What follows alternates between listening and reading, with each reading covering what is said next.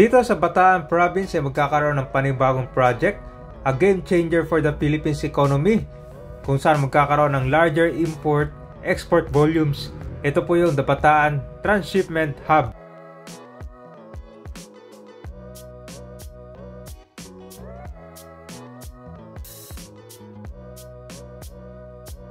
Itong Bataan Transshipment Hub kabayan ay malapit lang din dito sa gagawing Bataan Cavite Interlink Bridge. So ito yung papasyalan natin ngayon.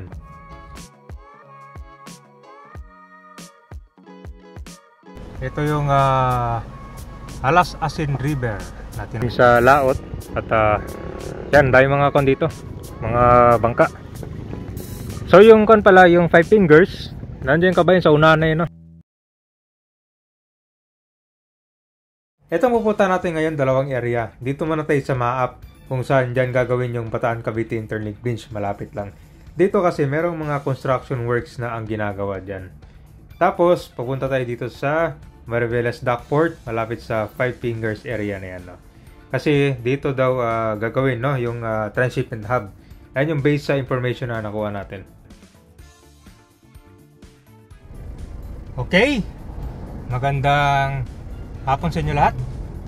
Nandito tayo ngayon sa Bataan Provincial Highway kabayan, no? Yan. So approaching tayo ngayon dito sa Mariveles Bataan. Itong kabayan, itong Bataan Provincial Highway, kwanto parang siyang expressway, no? Kasi kwanto 4 lanes, tapos dati dapat talaga kwanto siya expressway. Kaya lang habang tumatagal, dumadami kasi yung mga nakatira dito. Parang nagiging residential na siya, oh. Tsaka marami mga businesses dito. Kaya naman naging kwan na siya, highway dito. Yan. So isa sa picture natin ngayon kabayan, itong Bataan Transshipment Hub, no? Panibagong world class port na kaya mag-accommodate ng mga malalaking vessel, magpabilis din ng mga pag-ship ng mga goods, mapa-local man or transport, ano. So ito yung papakita natin ngayon dito sa may Bataan naman to, no? Okay, so ito na guys, nandito na tayo. Ito yung papuntang Marina Beach.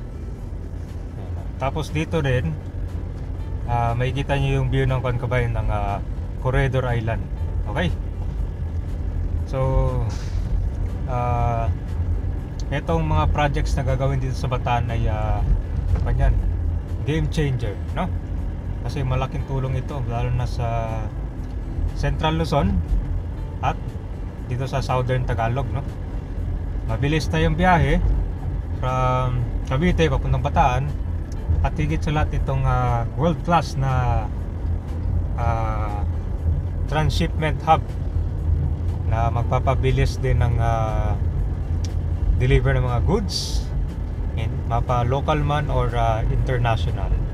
Ayan. So 2 mega projects.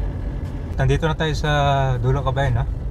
At makikita nyo na yung Corredor Island dito, you know? So dito meron kasing beach na madalas yung mga taka dito, kaya naliligo sila dyan kabayan. Yan po yung Marina Beach.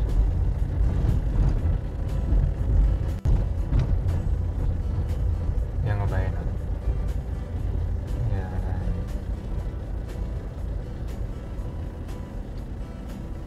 Yan, dulo na yun. Dati kasi kabayan, maraming mga kon dito. Dito yung sakayan ng mga turista dati, papunta dyan sa Corredor Island, no? Ano yung beach.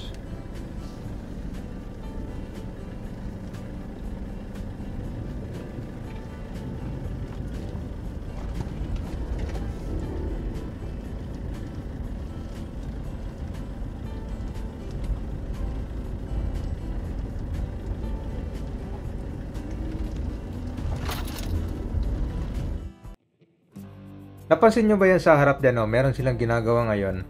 Ayon sa natanong natin, yan daw ay sa PMI, Premium Mega Structures Inc. Kasi yung PMI, sila yung naka-secure ng contract for Bataan Transshipment Hub. So mapapansin nyo yung mga ginagawa ngayon dito, malapit siya sa Corredor Island at malapit din dito sa gagawing Mega Bridge. Yan na po yung Bataan Cavite Interlink Bridge. So abangan natin kung ano yung magiging itsura nito after nitong gagawin nila. No? So, kung mapapansin nyo, nagsisimula pa lang sila dito. Malaki ang benepisyo nitong Bataan Transshipment Hub dahil dito introducing cutting edge technology in bringing in larger import-export volumes, improving market access, reducing trade barriers, and enhancing logistic infrastructure efficiency. Ito yung sinasabi nilang Marina Beach. So maraming mga naliligaw dito yan. Tapos ito na yung Corredor Island. Ito ka ba, quick tour ko lang kayo dito, malapit sa tinatawag nilang Marina Beach, no? Kumbaga meron tayong overview, tapos tour na rin. Yan, no? So marami kayong makikitang mga boat dito kabay, no? Yan daw ay sa Maap. Yan. Tapos dito sa likod, dyan po yung Corredor Island.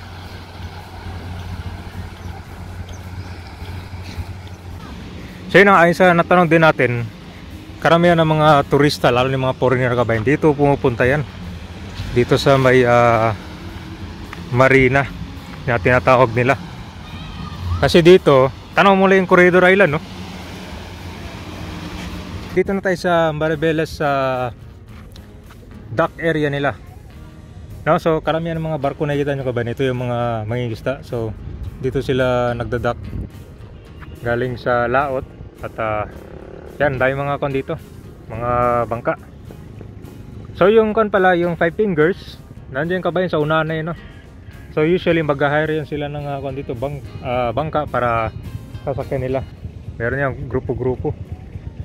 So yung Bataan Transshipment Hub na gagawin kabayan ay dito sa area. Malapit dito sa Five Fingers. So, malawak pala, di ba? So magandang area to kung dito na ang magkakaroon ng world class na transshipment hub yung kabayan, di ba? Puro mga kan pala dito, mga bangka, oh.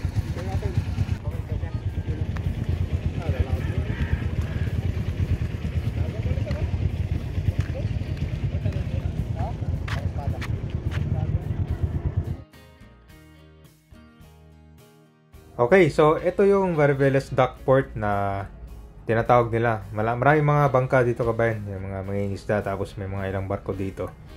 So, based dun sa design na nakita natin kabayan, dito malapit sa Five Fingers yung gagawing Bataan Transshipment Hub. Yan, kung mapapasin nyo sa Google Map, halos lahat ng mga barko, bago darating ng Manila yan dun sa pier, dadaan muna sila dito, malapit sa Maribeles. So kung magkakaroon ng transshipment hub dito sa Bataan, mas mabilis na, no? Kasi hindi na nila kailangan dumiretso dun sa Manila pier, no? Dito pa lang, pwede na silang magbaba dito. Yan. So dito, abangan natin tong project kung matutuloy man or kung dito mo siya gagawin, no? Malapit na siya sa Five Fingers, oh. Actually hindi siya kita dito. Kailangan pa sumakay ng bangka yan para makita yung sikat na tourist destination dito. Sa mga kababayan natin, lalo na sa mga taga Maribeles Bataan, comment down below kayo tungkol dito sa project na to.